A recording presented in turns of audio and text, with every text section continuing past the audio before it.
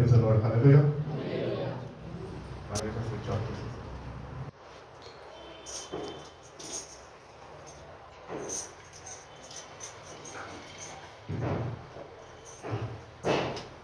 మీ అందరికీ క్రీస్తు నామంలో వందనాలు తెలియజేస్తున్నాం. సంతోషంగా దేవుని స్తోత్రం చెప్తామా. హల్లెలూయా. ప్రభు మిమ్మల్ని దీవించి ఆశీర్వదించి బలపరిచి నడిపించును గాక. వాక్యంలోకి వెళ్ళే ముందు సమయానికి చూస్తే 12 గంటలైంది. వాటి అందరూ సంతోషంగా ఉంటారు నమ్మొచ్చాను. ఎందుకంటే 12:45 లోపల వెళ్ళే రిటైర్ అయిపోవచ్చు. కాబట్టి కొద్దిసేపు వాక్యం లేదా నాకు ముందు ఒక పాట పాడుతున్నాం. అందరికి వచ్చిన పాటనే చెప్పండి కొట్టి సంతోషం అవ్వండి. ప్రేమ శాశ్వత కాలముందు, ప్రేమ శాశ్వత కాలముందును, ప్రేమాన్నిటిలో శ్రేష్టము, ప్రేమ శాశ్వత కాలముందును, ప్రేమాన్నిటిలో శ్రేష్టము, ప్రేమ విలువను నిలువచుటే, ప్రేమ యేసులో ప్రభువునే,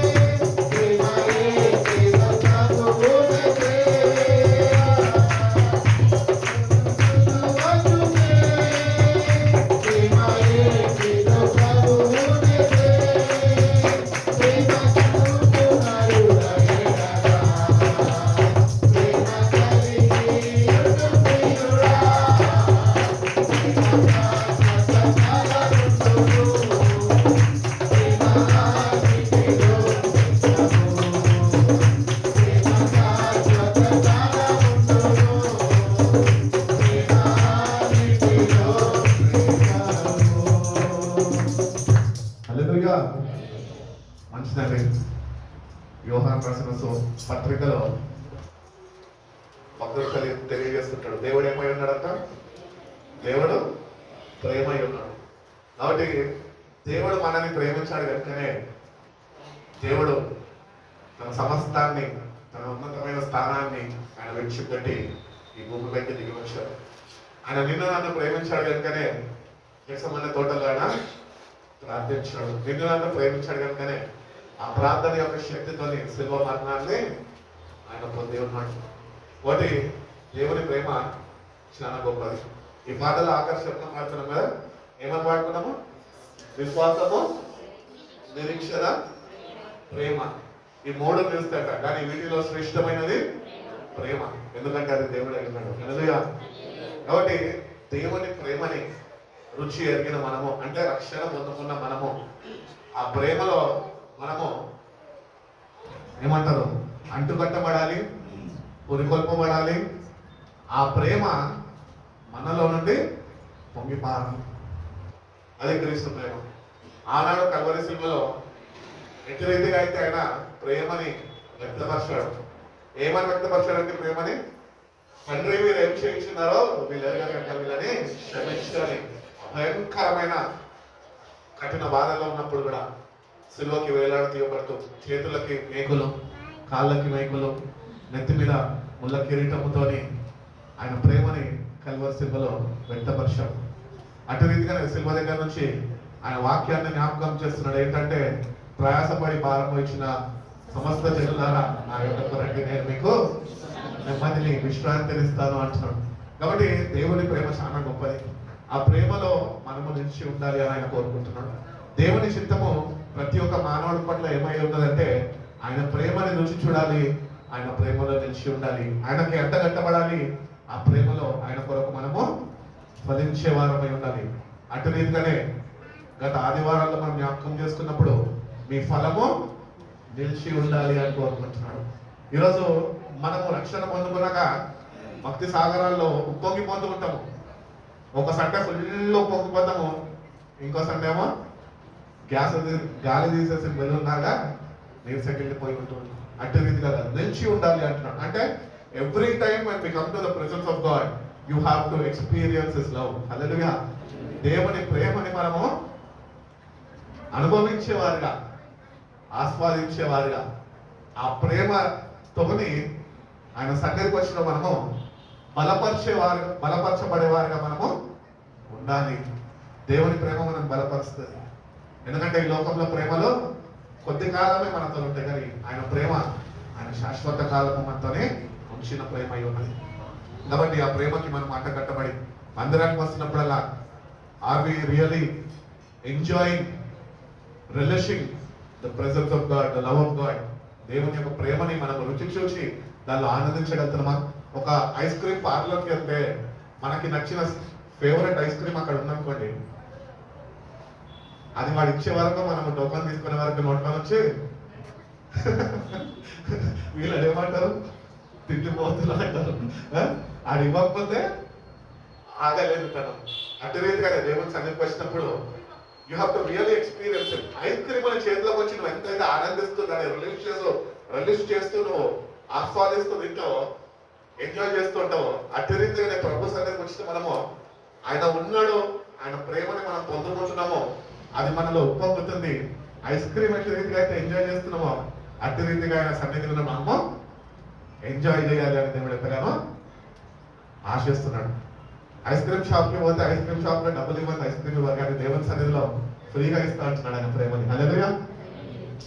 మనకి ఆశ ఉండాలి, ఆసక్తి ఉండాలి, ఆకలి ఉండాలి.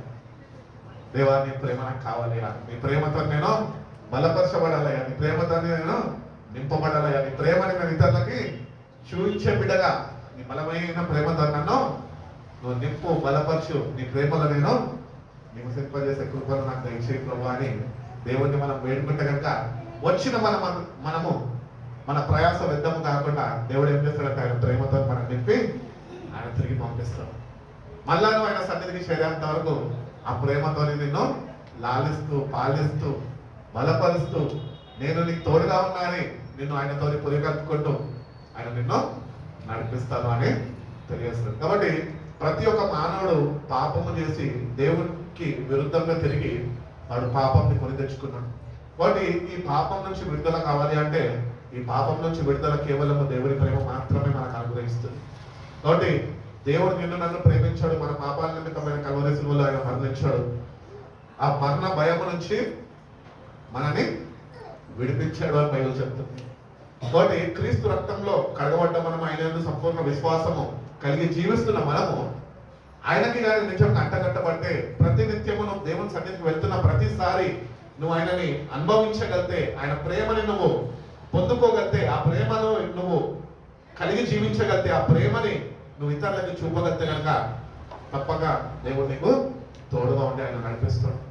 కాబట్టి ప్రతిసారి వస్తున్నప్పుడు దేవుని ప్రేమతోనే నింపబడాలి. అందుకని పాట పాడుకున్నావా, నీలో ప్రేమ నాలో నింపి నీలా నన్ను నీవు మార్చుమయ్యా. ఆయన ప్రేమతోనే నింపబడాలి. ఎందుకంటే ఈ లోకంలో ఏదైనా శ్రేష్టమైనది మనకు ఉన్నది అంటే అది దేవుని ప్రేమనే. ఇంకా ఏది శ్రేష్టమైనది, దానికి మించినది లేదు ఈ లోకంలో. కాబట్టి ఆయన నిన్ను నన్ను ప్రేమించి పాపులైన మనని, పాపం చేసిన మనని ఆ మరణానికి అప్పగించక ఆయన ప్రేమను చూపించి ఆ ప్రేమ ద్వారా ఆయన నిత్య జీవాన్ని మనకి అనుగ్రహించి ఉన్నాడు. కాబట్టి ఆయన సంపూర్ణ విశ్వాసం మనం కలిగి ఉండాలి. ఈరోజు ప్రతి ఒక్క మానవుడికి భయం ఉంటుంది, అవునా? భయం లేని వారు ఎవరైనా ఉన్నారా? క్రైస్తువులండి మనము. నిజంగా గుండె మీద చేసుకొని చెప్తావా నాకు భయం లేదా అని? చెప్పాలి. నువ్వు ఆయన కట్టబడితే తప్పకుండా చెప్తావు. ఎందుకంటే మనం ఎప్పుడైతే నాలో భయము లేదు అంటే నీలో ఉంటున్న భయాన్ని ఆయన ప్రేమ చల్లార్చేస్తుంది. ఆయన ప్రేమ మనలో ఉంటుంది కనుక భయాన్ని అణిచివేస్తుంది మనలో నుంచి. కాబట్టి దేవుని యందు సంపూర్ణ విశ్వాసం నిరీక్షణ కలిగి ఆయన అనుగ్రహిస్తున్న ఆ ధైర్యాన్ని, ప్రోత్సాహాన్ని మనం పొందుకొని ఏమికి భయపడద్దు మనం. ఎందుకంటే మన దేవుడు మన పక్షము ఉన్నాడు. కాబట్టి దేనికన్నా భయపడుతున్నావు అంటే దానికి నిదర్శనం ఏంటి తెలుసా? పాపములో ఇంకా నువ్వు ఉంటున్నావు, లేకపోతే పాపము నీ మీద ఇంకా ఏలుబాటు చేస్తున్నది అని నువ్వు గుర్తించాలా. అందుకనే నీలో భయము ఉన్నది. విశ్వాసము దేవుడిచ్చాడు దేనికి? భయాన్ని ఎదిరించడానికి. అటు విశ్వాసంలో మనము ఎదగాలి, అటు విశ్వాసంలో మనం స్థిరపరచబడాలి, అటు విశ్వాసాన్ని మనం కలిగి జీవించాలి, అటు సావాసంలో మనం నిలిచి ఉండాలి. అప్పుడే మనము భయపడము. దేవుని బిడ్డలు భయపడక్కర్లేదు, ఎందుకంటే దేవుడు తన ఆత్మని వాళ్ళలో ఉంచి ఉన్నాడు. కాబట్టి ఏ విషయంలో మనము భయపడాల్సిన అవసరం లేదు అని దేవుడు తన శిలువ మరణము ద్వారా ఆయన తెలియజేస్తున్నాడు. నేను మరణాన్ని జయించాను, చిర జీవితం మీకు ఇచ్చి ఉన్నాను, మీరు కూడా నన్ను బట్టి మీరు జయించండి అంటున్నాడు. కాబట్టి ఆయన బట్టి మనం జయించాలి. ఆయన బట్టి జయించాలంటే బాప్తిజం తీసుకుంటే అయిపోతారా? అవ్వదు. ఆయన ఆజ్ఞ ప్రకారము, ఆయన కట్టడాల ప్రకారము, ఆయన న్యాయ విధుల ప్రకారము, ఆయన చిత్త ప్రకారము మనం నడుచుకున్నప్పుడు జయ జీవితం అనేది దేవుడు మనకి అనుగ్రహిస్తుంది. కాబట్టి మన జీవితాల్లో ఏ భయం అయితే నీలో ఉంటున్నదో ఈరోజు, ఏ భయంతోనైతే నువ్వు దేవుని సన్నిధికి ఈరోజు వచ్చావో దేవుడు అంటున్నాడు, నీ భయం నిన్ను ఏమీ చెయ్యలేదు, ఎందుకంటే నేను నీ పక్షాన ఉన్నాను. ఆ విశ్వాసం నీలో ఉంటే చాలు అంటున్నాడు. అటు రీతిగా నువ్వు నా యందు విశ్వసిస్తే చాలు అంటున్నాడు ప్రభు. వాటి నీ ఫ్యూచర్ గురించి భయపడద్దు, నీ ఫ్యామిలీ గురించి భయపడద్దు, దేని గురించి, నీ హెల్త్ ప్రాబ్లమ్స్ తో ఉన్నావేమో దేవుడు అంటున్నాడు భయపడద్దు, ఎందుకంటే నేను నీకు తోడుగా ఉన్నాను. నేను ఎందుకు నీకు తోడుగా ఉన్నానంటే ఈ జీవితంలో నేను నీకు తోడుగా ఉంటాను, రాబోయే నిత్య జీవితంలో నేను నీకు తోడుగా ఉండే వాడిని ఉంటున్నాను. ఇక్కడ కొద్ది కాలం కష్టపడాలి అని బైబిల్ చెప్తున్నాను, కొద్ది కాలం శ్రమలు అనుభవించాలి అని బైబిల్ చెప్తుంది. ఈ శ్రమలు, ఈ కష్టాలు అన్ని అనుభవించాలంటే భయము మనం ఏలుబాటు చేస్తే కనుక మనము వాటిలో కూడుకుపోతాం. కానీ అదే విశ్వాసము మనం ఏలుబాటు చేస్తే కనుక, విశ్వాసంతో మనం నడుచుకుంటే కనుక వాటిని అన్నింటినీ జయించి ఒక జయ జీవితము మనము పొందుకోగలుగుతాం. కాబట్టి మరణానికి భయపడద్దు క్రైస్తవుడు. దేవుని అడగాల, ప్రభా నాలో ఉన్న భయాన్ని తీసివేయి ప్రభా, తొలగించి ప్రభా, శక్తితో నన్ను నింపు ప్రభా, నీ కొరకు ఎట్టి రీతిగా నేను నిలబడాలో నువ్వు నాకు నేర్పించు, స్థిరమైన జీవితం నాకు అనుగ్రహించు అని ప్రభుని మనము అడగాలి. మా ఇంట్లో నేను అందరిలో పెరిగిపోతే నేనే చాలా భయస్తుంది మా ఇంట్లో, కానీ పెద్ద పెద్ద మాటలు మాట్లాడేటువంటి చిన్నప్పటి నుంచే అన్ని యాక్షన్లో డ్రామాలు చేసేటువంటి మామూలు డ్రామాలు కాదు ఇంట్లో. ఎంత భయం అంటే నా అంత పోటుగాడు లేడు అని చెప్పి మా ఇంట్లో మా అమ్మ ముందు అట్లా చేస్తుండే. కానీ మా అమ్మోళ్ళు వీడు నిజంగానే ధైర్యవంతుడా లేకపోతే తిరుగుడా అని చెప్పి చూడడానికి నా వేషాలన్నీ చూస్తూ ఏం చేసిండాలంటే ఎవరికో సైకిల్ చేసి అక్కడ గేట్ శబ్దం చేయమన్నట్టు. ఆ గేట్ శబ్దం చేయగానే అంతసేపు ఇది చేసేస్తా అది చేసేస్తా అన్నోడిని ఒక్క నిమిషంలో వాళ్ళు నన్ను చూసేలోపై మంచం మీద దూరిపోయి సపోర్ట్ చేయకుండా మన లోపల ఉంటుండే. ఎందుకంటే ఎవరో వచ్చేస్తారు ఒక భయం. అప్పటి వరకేమో ధైర్యం, ఎందుకంటే అమ్మ నాన్న పక్కకున్నాను. అట్టి రీతిగానే ప్రభు మనతో ఉంటే మనం దేనికి భయపడము. మా అమ్మ నాన్న ఉన్నప్పుడు నేను భయపడలే, కానీ శబ్దము రాగానే భయము మళ్ళీ ప్రారంభమైంది. ఈరోజు మనలో కూడా భయం ఎందుకు ప్రారంభమవుతుంది తెలుసా? మన నీళ్ళు మాట ఎందుకు చేస్తుంది తెలుసా? ప్రభుని మనం విడిచిపెట్టేస్తున్నాము. ప్రభుని నువ్వు ఎప్పుడైతే విడిచిపెడతావో భయం నేను ఆవర్తిస్తూ ఉంటుంది. అందుకనే విశ్వాసంతో దేవుడిని గట్టిగా పట్టుకుంటే కనుక నేను దేనికి భయపడని ఆయన, దేనికి భయపడాల్సిన అవసరము లేదు అంటున్నాను. ఒకటి ఈ జీవితము దేవుని కొరకు జీవించాలా, అందుకనే మనం రక్షించుకున్నాడు. అటు రీతిగానే మరణ భయం నుంచి మనని ఆయన విడిపించున్నాడు. కాబట్టి జీవిస్తున్న కొద్ది కాలము ప్రభు కొరకు జీవిస్తే మనం ధైర్యంగా ఉండగలుగుతాము, కానీ మనం కొరకు మనం జీవిస్తే కనుక మనము భయపడే వారుగా మనం ఉంటాము. మన కొరకు మనం జీవించాలి, కానీ ప్రభు కొరకు ధైర్యంగా మనము జీవించిన వారుగా ఉండాలి. ఎందుకంటే ప్రభు త్వరగా రాబోతున్నాడు. ఎవడు జీవితానికి ఇవ్వడానికి ఆయన రాబోతున్నాడు. కాబట్టి ఒక చక్కటి బహుమానము ఆ నిత్య జీవము అనే రక్షణని దేవుడు మనకి ఇవ్వబోతుండగా మనము ఆయన కొరకు జీవిస్తాము, ధైర్యంగా జీవిస్తాము. ఈ లోకంలో దేనికి భయపడకుండా నా ప్రభు నాతో ఉన్నాడని విశ్వసించి నిరీక్షణతో మనం జీవిస్తే కనుక దేవుడు నాకు తోడుదామని మనని ఆయన బలపరిచి నడిపిస్తున్నామని తెలియదు. మోషే గ్రంథం 13 వాక్యం ఒక మాట ఉంటుంది చూడండి. ఆయనను పాతాళ వశంలో నుండి నేను వారిని విమోచింతును, మృత్యువు నుండి వారిని రక్షించును. చాలండి, ఇక్కడ దేవుడు తెలియజేస్తున్నాడు ఏది సమాధి నుంచి ఆయన నిన్ను విడిపిస్తాడంట. ఈరోజు సమాధి చేయబడతాం, కానీ బైబిల్ తెస్సలోనియ రాసిన పత్రిక మొదటి పత్రికలో ఏమంటుంది? 5వ అధ్యాయంలో క్రీస్తునందు మృతులైన వారు మొదటగా లేపబడతారు, సమాధులు తెరవబడతాయంట.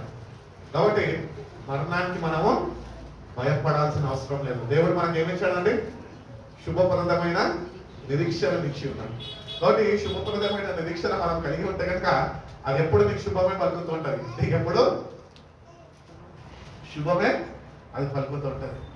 దేనికి భయపడాల్సిన అవసరం లేదు. ఈరోజు చాలా మంది క్రైస్తవులుగానే జీవిస్తున్నాం, కానీ చనిపోయినాక మనం నిజంగా ప్రభుని కలుసుకుంటామన్న విశ్వాసము మనలో ఎవరికి లేదు.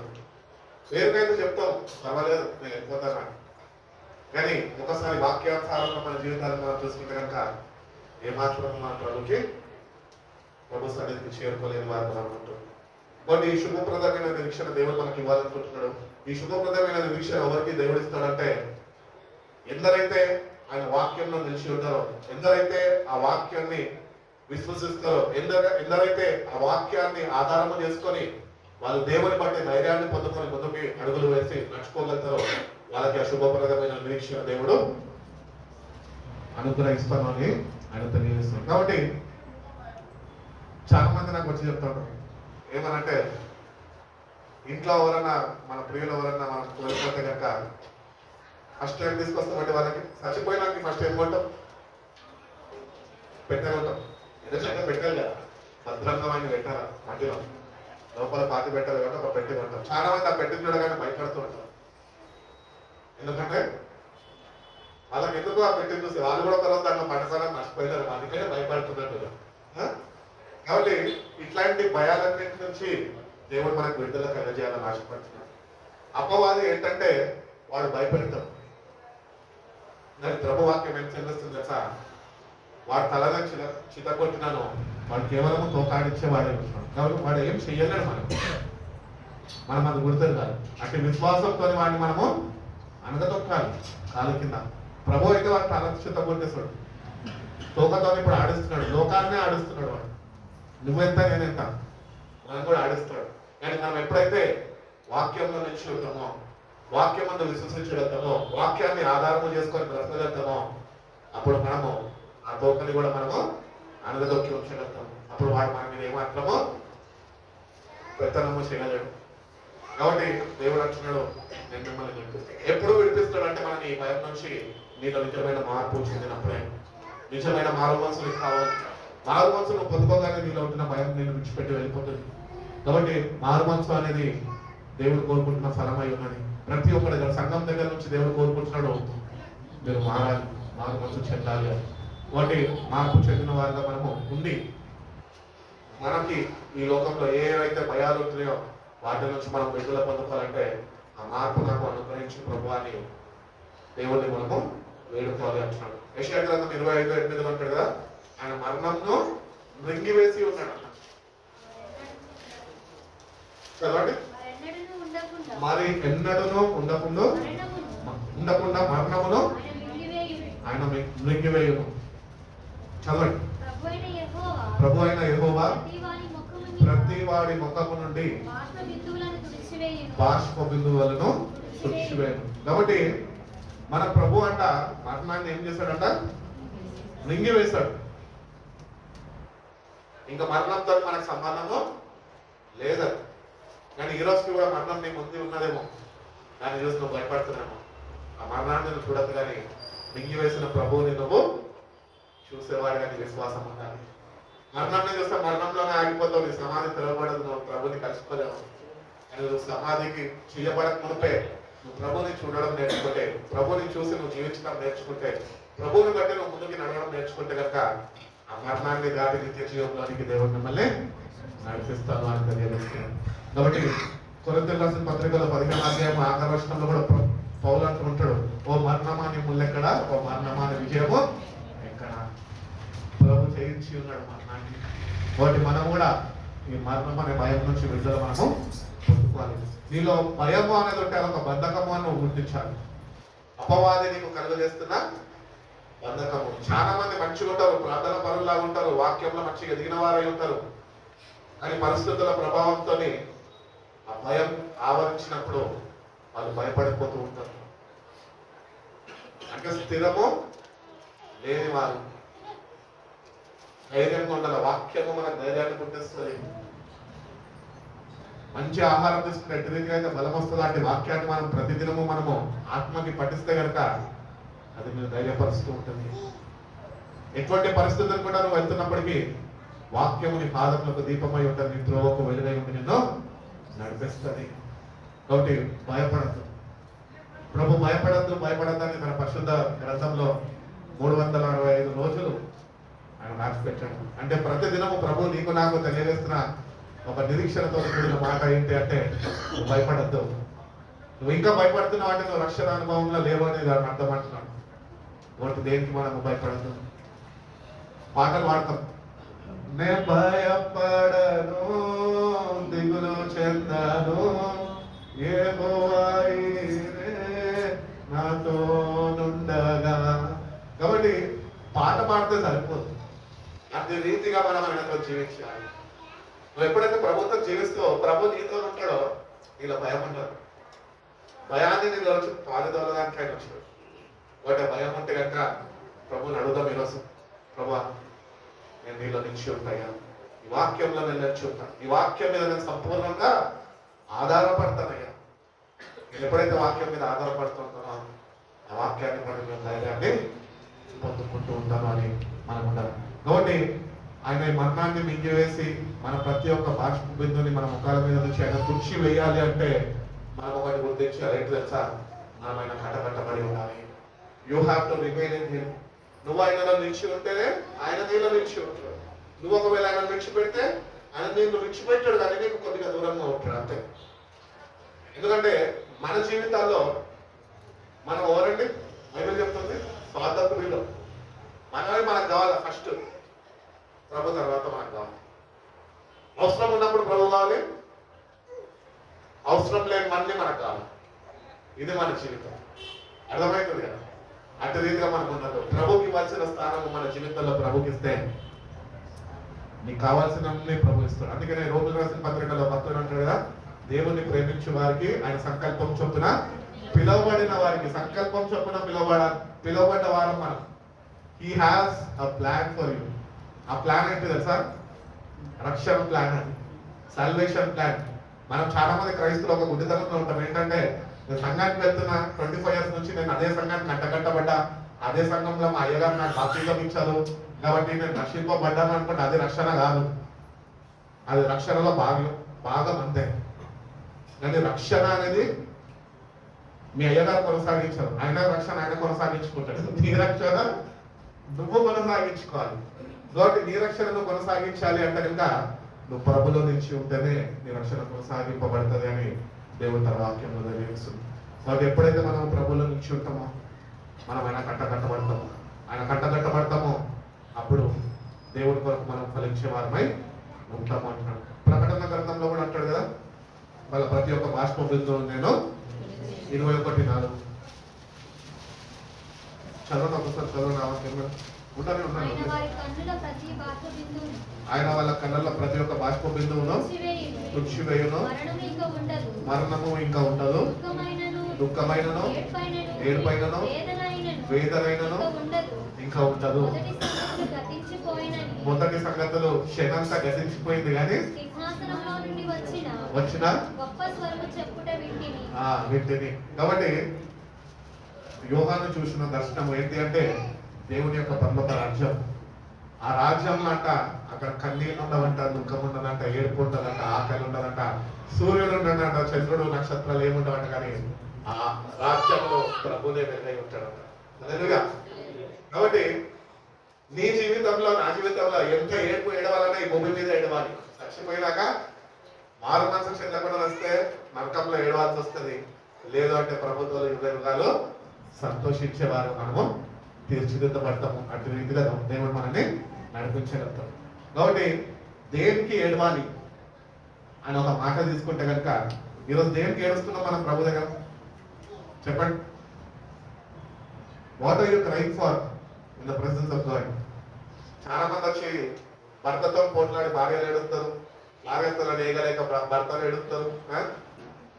ఆ ఏడుపులు కాదు ఏడవాల్సింది. ఏం ఏడవాలి తెలుసా?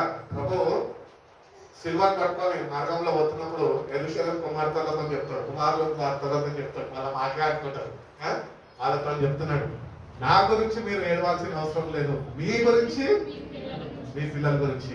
ఎందుకంటే నేను చేయబోయే కార్యం ఏదైతే ఉన్నదో అది రక్షణ కార్యము. నేను వెళ్ళి మీ కొరకు అక్కడ మరణిస్తేనే, మీరు మీ పాపాల నిమిత్తం పశ్చాత్తాపడి మీరు ఏడుస్తేనే నేను అనుగ్రహించిన నిత్య జీవాన్ని రక్షణ మీరు పొందుకుంటాను.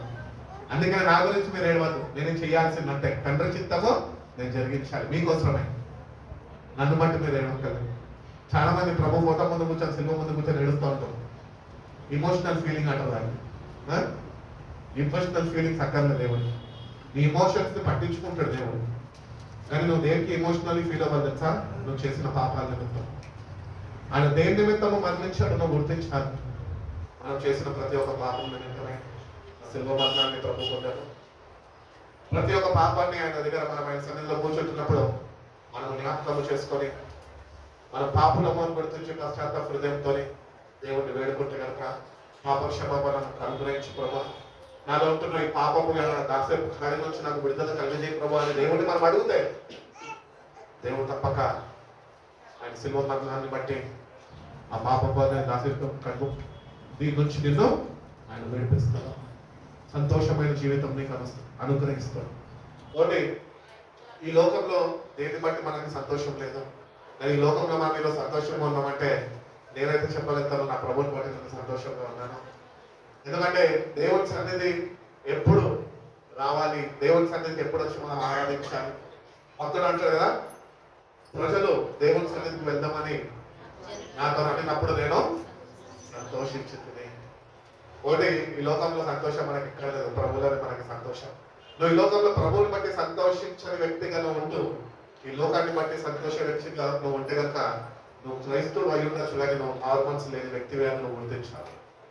ఒకటి మార్పు చెందిన వారు ప్రతి ఒక్కరు ఈ లోకాన్ని బట్టి వాళ్ళు సంతోషించారు, కానీ ప్రభు చేసిన శిల్వ త్యాగాన్ని ఆయన అనుగ్రహించిన అమూల్యమైన రక్షణని, ఎవరు అందించలేని అమూల్యమైన రక్షణని మనకిచ్చాడు. కాబట్టి దాన్ని బట్టి మనము సంతోషించే వారుగా మనం ఉండాలి అని దేవుడు కోరుకుంటున్నాడు. కాబట్టి ప్రభువులో మనము ఈరోజు ఎందుకు సంతోషించాలి అంటే ఒకటే ఒక ఆన్సర్ ఉంది దానికి. ఒకటే ఒక జవాబు ఏంటంటే ఆయన నాకు అనుగ్రహించిన రక్షణను బట్టి. అందుకని భక్తుడు అంటాడు, మీ రక్షణని మీరు భయముతోనూ వణుకుతోనూ కొనసాగించుకోండి. మీ రక్షణ ఎవరు డిస్టర్బ్ చేయొద్దు. డిస్టర్బ్ చేస్తే సాతాను ఒక్కడే ఉండాలి, దేవుడు ఒక్కడే ఉండాలి. కొనసాగించేవాడు దేవుడు, దాన్ని ఆటంకపరిచేవాడు అపవాది అయిన సాతాను. ఇంకా వేరే థర్డ్ పర్సన్ ఇంటర్ఫియర్ అవ్వద్దు నీ సాల్వేషన్లోనికి.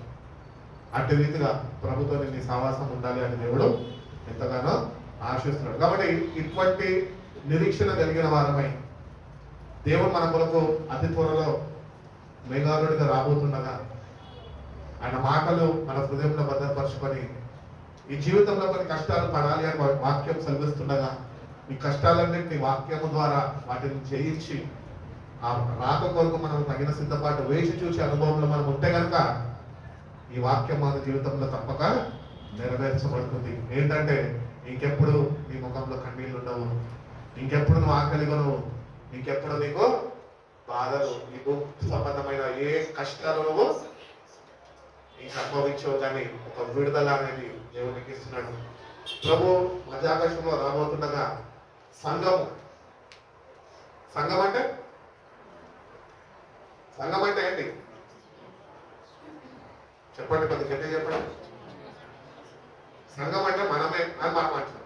బైబిల్ ఏం చెప్తుందంటే సంఘం అంటే ఆయన శరీరం. We are the part of his body. Church is the body of Christ.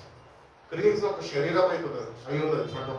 ఆ సంఘంలోనికి మనం చేర్చబడ్డామంటే మనం కూడా ఆయన శరీరంలో పాలిభాగస్తులై ఉంటున్నాం. కాబట్టి ఆయన శరీరంలో మనం పాలిభాగస్తులై ఉంటున్నాము కనుకనే మనం ఏం చేయాలంటే ఆయన శరీరధారి ఇక్కడ భూమి మీద ఎట్టి రీతిగా అయితే లోకాన్ని జయించాడో మనము కూడా శరీరంలో భాగంగా ఉంటున్నాం. కాబట్టి ఆయన కట్టబడి ఉన్నాం. కాబట్టి అట్టి విశ్వాసము నిరీక్షణ మనలో ఉంది. కాబట్టి మనం కూడా ఈ లోకాన్ని జయించాలి. That is partaking in the Holi communion of Christ. ఈరోజు మన బలహీనులమే, అందుకనే నన్ను జ్ఞాపకం చేయకపోయేది మీరు చేయండి అంటాడు. ఎందుకంటే ఆయన నేను బలపరుస్తాను, ఆయన నిన్ను ప్రోత్సహిస్తాడు, ధైర్యపరుస్తాడు. నువ్వు భయపడాల్సిన వాడు నేను నీ స్థానంలో నీ శిక్షను నేను భరించాను బిడ్డ. నువ్వు ఇప్పటికన్నా నిజమైన మారు మనసు పశ్చాత్తాపం నువ్వు కానీ నాకు నిత్యం నాట కట్టబడితే ఆయన శరీరం అని మనం గుర్తించగలితే మనకు అశుభప్రదమైన నిరీక్షణ దేవుడు ఇస్తాడు. ఈ భూమి మీద నుంచి విడుదల పొందుకుంటాము, మధ్యాకాశంలో ప్రభుని కలుసుకుంటాము, యోగ ప్రభుతోనే జీవించేవారని ఉంటాం. కాబట్టి దేవుని బిడ్డలుగా ఈ లోకంలో మనము ఎదుర్కొంటున్న ప్రతి ఒక్క కష్టము కానీ నష్టము కానీ ఏదేమైనప్పటికీ మనం ఒకటి ధైర్యంగా విశ్వాసంగా ఉండాలి. ఏంటంటే వీటికన్నిటి నుంచి నేను ఒక రోజు విడుదల పొందకపోతున్నాను. ఆమె కాబట్టి అన్నిటి నుంచి మనం ఒక రోజు విడుదల పొందుకుంటాం. ప్రతి ఒక్క మనిషి భూమి మీద జీవిస్తున్న ప్రతి ఒక్కరికి ఏదో ఒక బాధ పడుతున్నది, ఏదో ఒక బాధలో వాడు బంధింపబడి ఉన్నాడు. నేను దేవుడు అంటున్నాడు, నన్ను బట్టి మీరు నా రాక కొరకు తగిన సిద్ధపాటు కలిగిన వారై ఉంటే, నిజమైన మారు మనసు చెంది నా వాక్య ప్రకారం మీరు నడుచుకునే వారై ఉంటే కనుక మీకు వేటి నుంచి అయితే మీరు విడుదల ఇంకా పొందుకోలేకుండా ఇంకా నిరీక్షణతో నా వైపు చూస్తున్నాను. నేను మీ కొరకు మధ్యాకాశంలోనికి రాబోతున్నాను.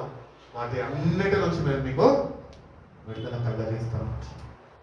కాబట్టి ఆ విడుదల కొరకు మనం ప్రార్థించిన ప్రతి ఒక్క బలహీనత నుంచి, ప్రతి ఒక్క బంధకం నుంచి ప్రార్థన చేసి ఏడవాల ప్రభువుగా విడుదల నాకు దయచేయండి. ఎక్కడైతే ఆత్మ ఉంటుందో అక్కడ స్వతంత్రం ఉంటుందన్న. ఈరోజు మనం ఎట్లున్నాము? స్వతంత్రాన్ని పొందుకోలేని వారిగా మనం ఉంటున్నాము. ఎందుకంటే బంధింపబడి ఉన్నాము, భయముతోని, కష్టాలతోని, శాపాలతోని, రోగాలతోని, అన్నిటితోని బంధింపబడి ఉన్నాము. ఆ బంధకాల నుంచి విడుదల కొరకు మనం ప్రార్థన చేస్తే కనుక ప్రభు మధ్యాకాశంలో ప్రత్యక్షమైనప్పుడు తప్పక ఆయన నిన్ను ఆయన చెత్త చేర్చుకుంటాడు. అంత మాత్రమే కాక మన ప్రతి ఒక్క బాష్ప బిందుని ఆయన తుడిచివేస్తాడు. ఇంకా దుఃఖము ఎన్నడూ ఉండదు.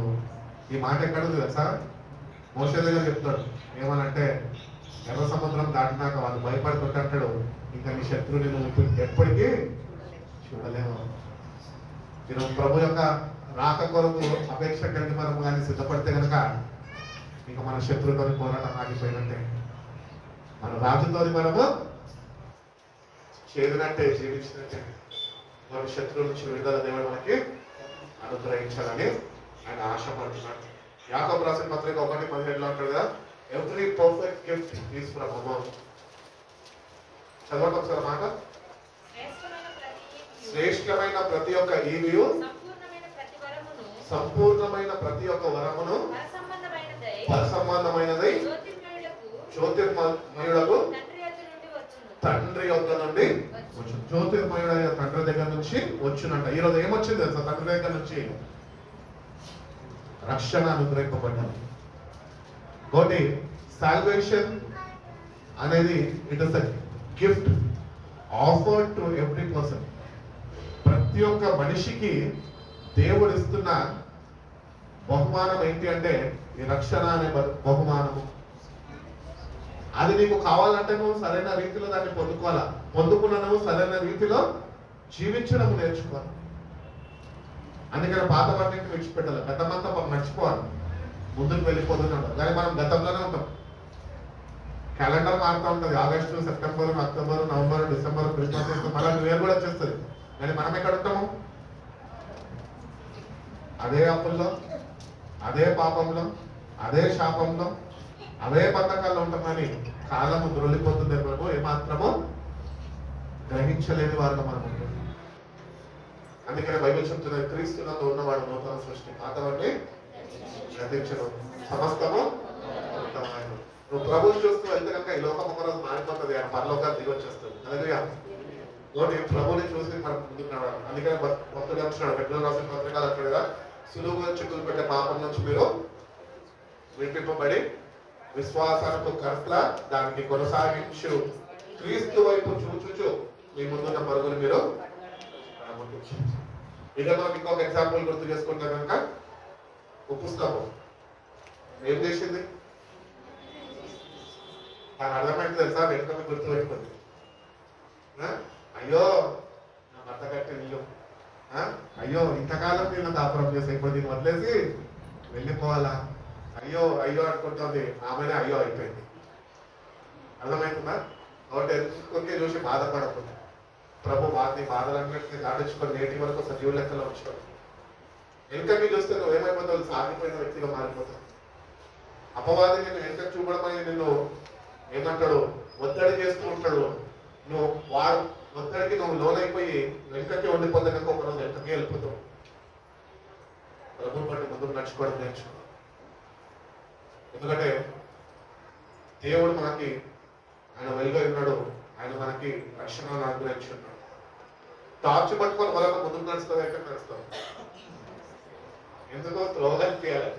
వెనుక ఆల్రెడీ ఎందుకు వాళ్ళకి తెలుసు, దాటొచ్చారు కాబట్టి చీకటి. కాబట్టి రక్షణ పొందుకున్న మనము ప్రభుని బట్టి ఆ వెలుగుని మనకి ఇచ్చాడు కనుక వెనుక అవసరం వెనుకతో పనిలేదు మనకి. మనం ఖాళీ ముందే ఎక్కువాలి. ఎంత చీకటి అగాధం వచ్చినా కూడా దాన్ని దాటుకొని దేవుడు ఇచ్చిన వెలుగుకొని మనము ముందుకు వెళ్ళిపోవాలి.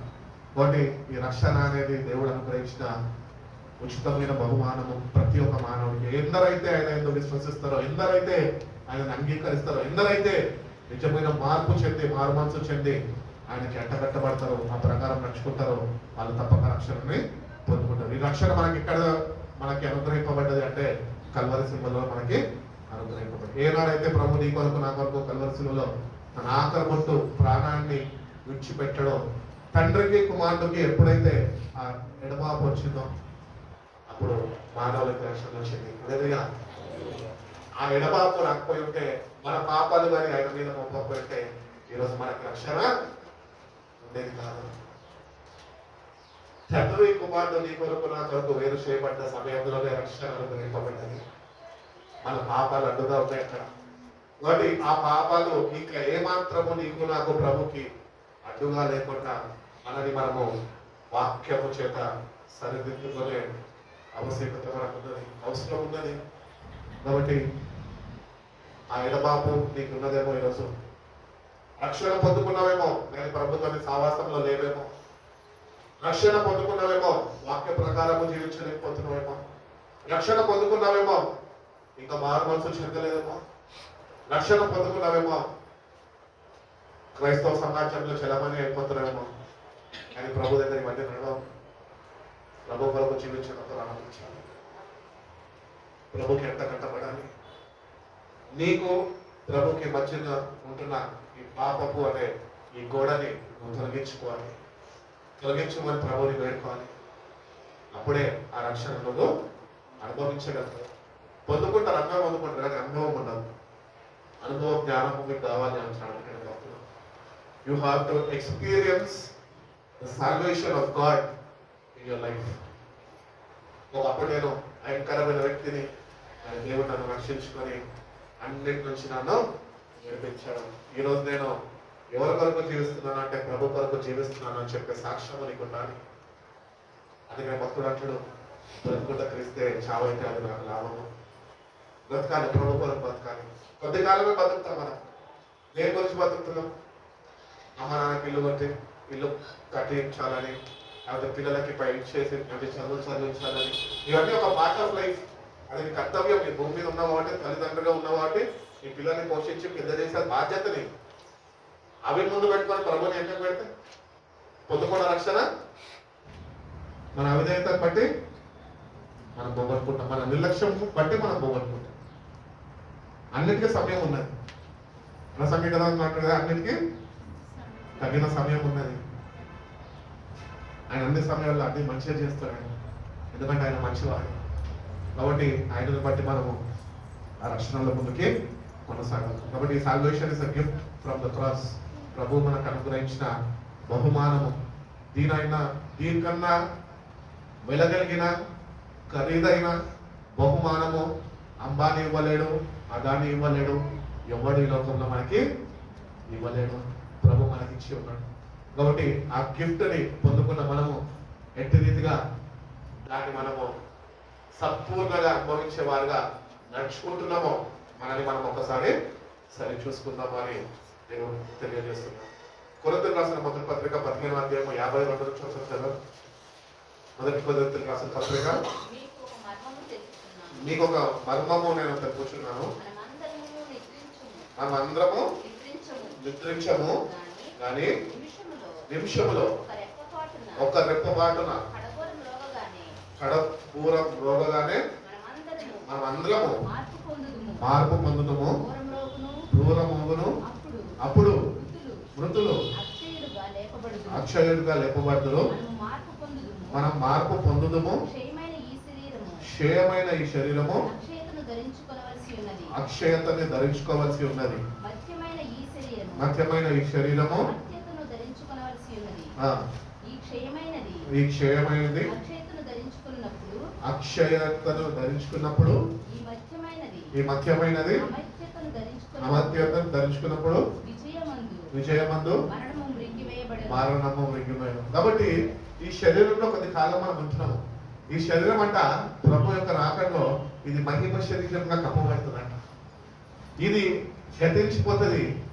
ఆ మహిమ శరీరము అది నిత్యము జీవిస్తుంది.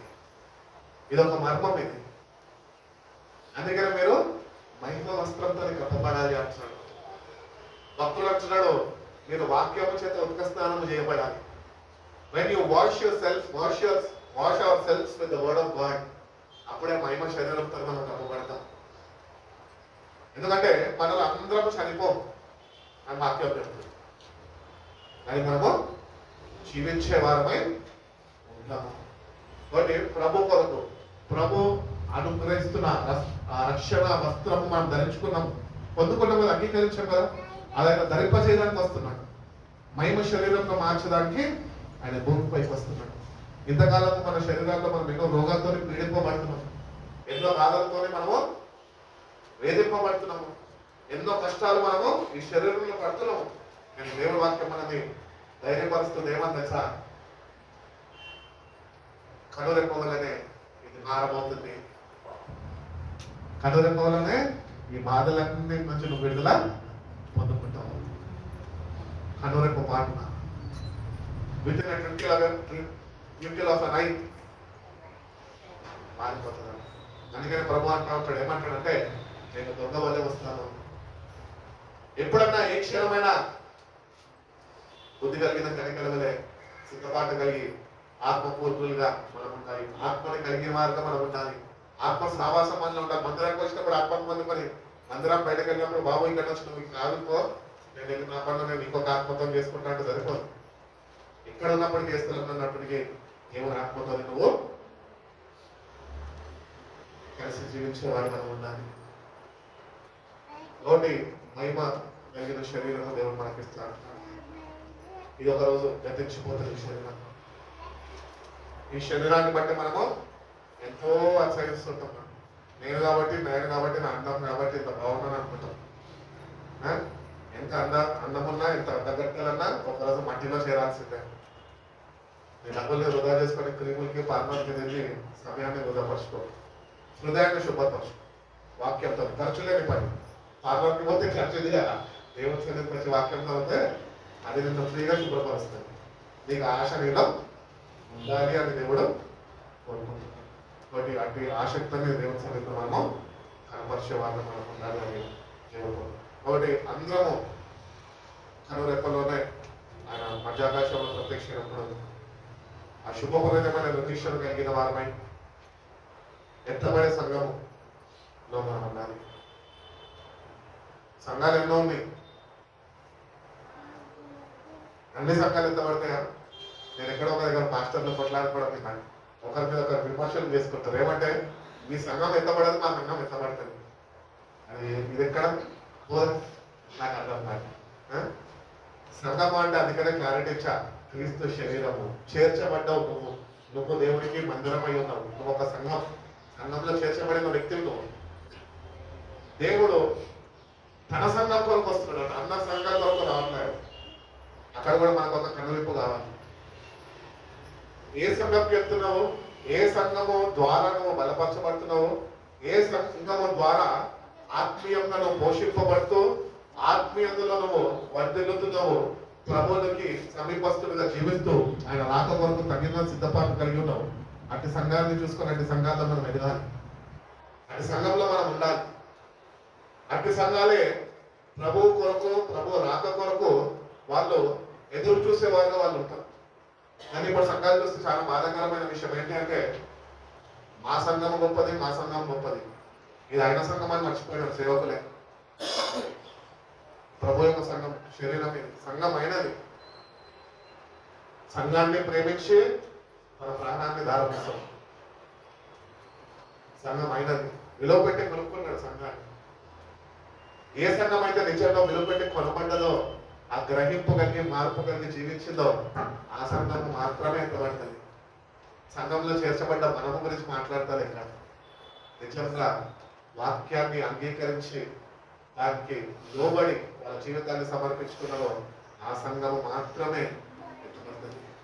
ఆ సంఘంలో నువ్వు ఒక భాగమై ఉన్నావు. ఈ భాగం ఎట్లున్నది? ఎత్తబడే భాగమా, విడిచిపెట్టబడే భాగమా? ఒకసారి మనము ఎగ్జామిన్ చేసుకొని మనం చూసుకోవాలి అని దేవుడు ఎంతగానో తెలియజేస్తున్నాడు.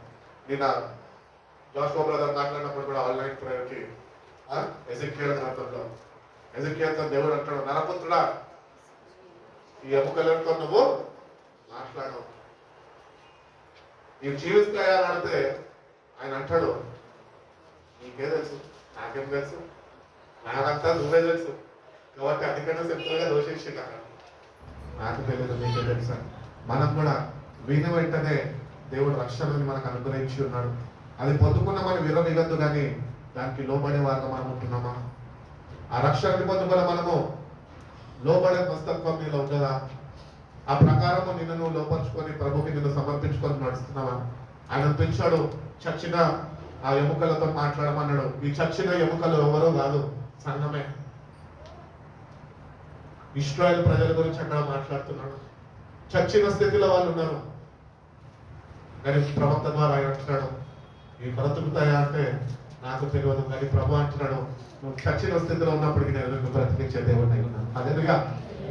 కాబట్టి ఆ ఎముకల గురించి మాట్లాడినప్పుడు మనం ఒకటొకటి గుర్తించాలి, జ్ఞాపకం తెచ్చుకోవాలి. ఏంటి అంటే ఈ ఎముకలు ఏదో లోయలో ఉండడం కాదు, కానీ ఈ మరణపు లోయలో నేనే ఎండిపోయిన స్థితిలో ఉన్నాను.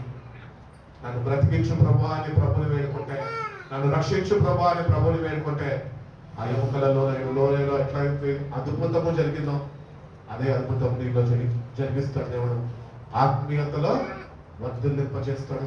నీ ఎండిన స్థితిని ఆయన ఫలపరితంగా ఆయన మారుస్తాడు అని దేవుడు తెలియజేస్తాడు. కాబట్టి లోబడ్డ దేవుని వాక్యానికి లోబడితేనే రక్షణ, పొందుకుంటే రక్షణ కాదు, లోబడ.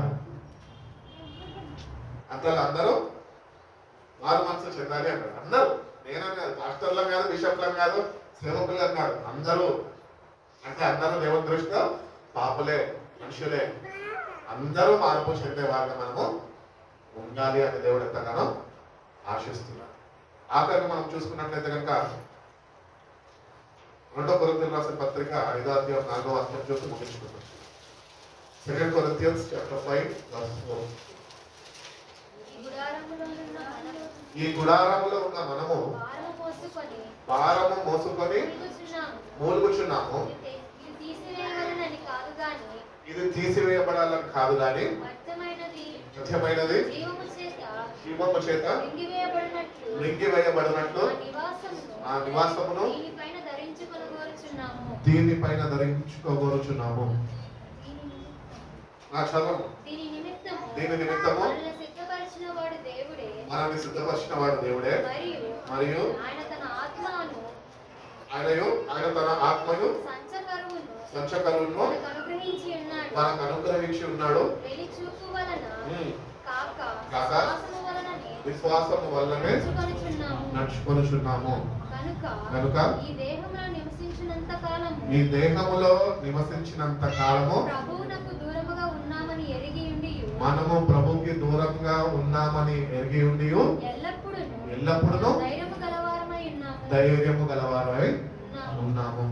కాబట్టి బైబిల్ ఎంత క్లియర్ గా మనకి క్లారిటీ ఇస్తుంది అంటే, మనం భక్తి పరులమే కాదంటలే, మనం ప్రార్థన పరులమే కాదంటలే, మనం పరిశుద్ధులమే కాదంటలే. కానీ భక్తుడు ఏం చెప్తున్నాడు తెలుసా తన అనుభవాల నుంచి? ఈ శరీరంలో ఉన్నంత కాలము నేను ప్రభుకి దూరంగా ఉన్నాను. ఎందుకంటే శరీరము నిన్ను డామినేట్ చేస్తుంది. ఈ శరీరము నిన్ను డామినేట్ చేస్తుంది. ఈ శరీరము కల్వరి శిలువలో నలగొట్టబడ్డది కనుకనే అది నిత్య జీవము పొందుకున్నది. అది రక్షణని మనకు అనుగ్రహించింది. కాబట్టి మన జీవితాల్లో కూడా ఈ రక్షణను పొందుకోవాలంటే ఈ శరీరంలో కొద్ది కాలం ఉంటున్నప్పుడు ఈ శరీరం నలగొట్టబడాలి. ప్రభు కొరకు మనము నలగొట్టబడాలి. అందుకని భక్తుడు పౌలు అంటాడు, చక్కని మాట్లాడతాడు. ఏమన్నాడంటే క్రీస్తు యొక్క శ్రమలలో మీరు పాలుభాగస్తులై ఉండాలి అంట. We have to be the partakers of his suffering. You have to suffer for Christ. Suffer for the perishing souls. ఎన్నో నశించే ఆత్మలు ఉన్నాయి, మన ఇళ్లలోనే ఉన్నాయి. బయట గురించి మనకు అక్కర్లేదు, మన కుటుంబాల్లోనే ఉన్నాయి. వాళ్ళ గురించి కన్నీళ్లు విడిచి దేవుని సన్నిధిలో ప్రార్థన చేసి నగ్గిపోతున్నావా? లేకపోతే నేను రక్షింపబడ్డా కదా హల్లెలూయా స్తోత్రం అని పాడుకుంటున్నావా? ఎక్కడ నల్లగొట్టబడుతున్నావు నీ ఆత్మీయ స్థితిలో? ఎట్లా నల్లగొట్టుకుంటున్నావు? నేటికన్నా గుర్తిస్తాం ఏంటంటే శరీరానుసారులుగా మనం ఉండదు, కానీ ఆత్మానుసారులుగా మనం మార్చబడాలి. అది మార్పు అంటే బాప్తిజం తీసుకోగానే పరిశుద్ధాత్మ దేవుడిని మనకు అనుగ్రహించేస్తాడు. ఆయనతో సావాసంలో ఉంటే ఆయన కట్టబడితే మన వాక్యంలో ఎదుగుతాం. ఆ వాక్యంలో ఎదగలిగితే కూడా ఎదగలిగితే కనుక ఈ శరీరంలో ఉంటున్నప్పటికీ ప్రభుత్వాన్ని మనం జీవించడం నేర్చుకుంటాం. అందుకని ప్రభు అంటాడు, ఆత్మ లేని వాడు నా వాడు కాడు. వాడి ఆత్మని పొందుకున్నాం, అంత్యదినాల్లో వచ్చినాం. ఇంకా ఈ శరీరము ఈ లోకము కాదు మనకు కావాల్సింది. మనకు కావాల్సింది దేవుడు మనకి ఇచ్చిన విలువైన రక్షణ. దాని కొరకు ఆసక్తిని కలిగి దాని కొరకు కొద్దిగా కష్టపడదాం, కొద్దిగా ఎక్కువ సమయం ఆయనతో గడుపుదాం, ఈ లోకాన్ని విడిచిపెడదాం. ఇంతకాలం లోకంతో గడిపిన పైన సంతోషాన్ని ఇవ్వలేం. ఒకళ్ళు ఇచ్చున్నప్పటికీ కూడా అది ఎల్లకాలం ఉండే సంతోషం కాదు, కొద్ది సమయం మాత్రమే నీకు ఆ సంతోషం ఇచ్చింది. కానీ ప్రభుత్వం సావాసం ఏంటి కదా, అది ఈ భూమి మీద ఉన్నప్పుడు ఆ సంతోషాన్ని నువ్వు అనుభవిస్తావు. ఈ భూమిని యాత్రని ముగించుకున్నా కూడా నిత్యము నువ్వు సంతోషంగా ప్రభుతోనే జీవించగలుగుతావు. కాబట్టి ఈ శరీరంలో ఉన్నంత కాలము మనము ప్రభుత్వాన్ని సావాసంలో లేకపోతే, వాక్య సావాసంలో నువ్వు ఉండకపోతే ప్రభుకి దూరంగా జీవిస్తావని వాక్యం చెప్తుంది. కాబట్టి వాక్య సావాసం మనకు కావాలి. వాక్య సావాసం నీకుంటేనే నీలో బలం ఉంటుంది. వాక్య సావాసం నీలో ఉంటేనే దేవుని ఆత్మశక్తి నీవు కలిగి జీవించగలుగుతావు. వాక్యం లేకుండా ఆత్మ లేదు, ఆయన లేకుండా ఏమీ లేదు. కాబట్టి వాక్యం మనకు కావాలి. వాక్యం మన దగ్గరే ఉన్నది.